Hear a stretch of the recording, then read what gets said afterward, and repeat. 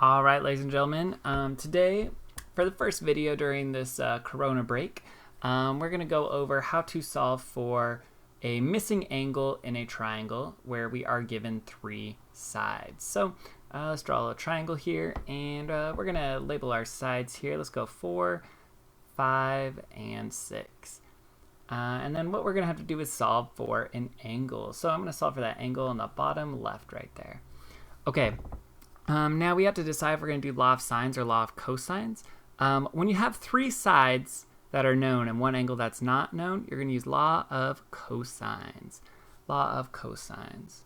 We only have one angle in there, so yeah, law of cosines is going to work out well. So let's write down what law of cosines is. Law of cosines, remember, is a squared equals b squared plus c squared minus 2 times b times c times cosine of a. So I'll get that written down right here for you.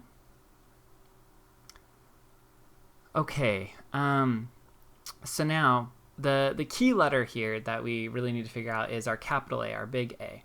And our big A is going to be the angle that's in between two known sides. So if we look at our triangle, well, there's only one angle we really care about, is that x. But another way that we know that it's our big A is that it's in between two sides we know, 4 and 6. So that x is going to be our capital A, and the side across from it, that 5 right there, that is going to be our little a, because little a is always going to be across from our big A.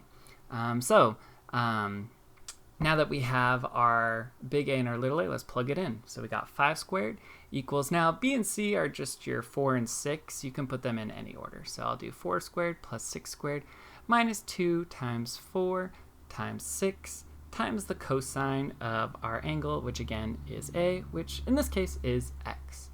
Okay, now we're just going to do some simplifying. 5 squared is 25, 4 squared is 16, 6 squared is 36.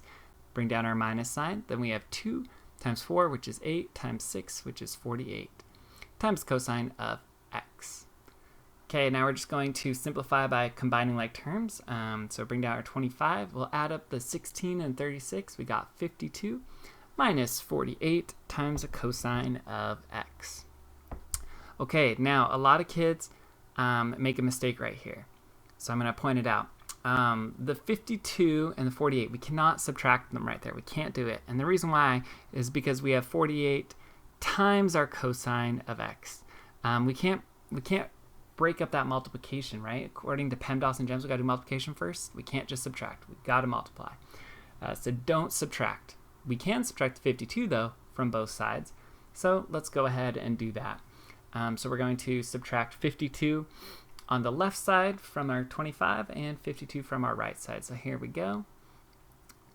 Okay, 25 minus 52, that's going to give us negative 27. Bring down our equal sign. Those are going to cancel out.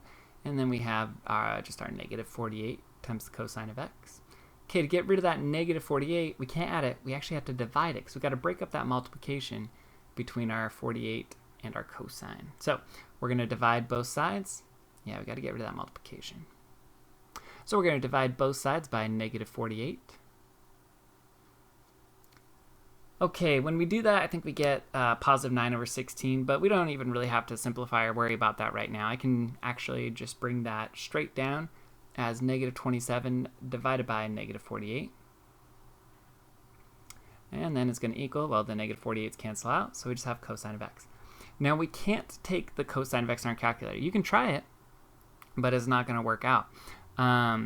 So what we're going to have to do is we're going to have to take the inverse cosine of negative 27 over negative 48. And that'll give us our x. So let's do that right here.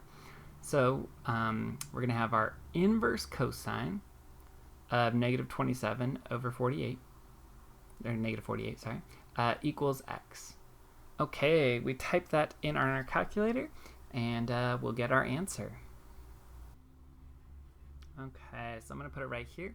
When we type the inverse cosine of negative 27 and 48, we're going to get 57 point, let's go to the nearest, let's do nearest tenth, 55.7 degrees equals x. And that, my friends, is the answer. Like and subscribe. No, I'm just kidding. But if you guys have any questions, you can comment below or send me an email, and I will try and help you out. Have a great day.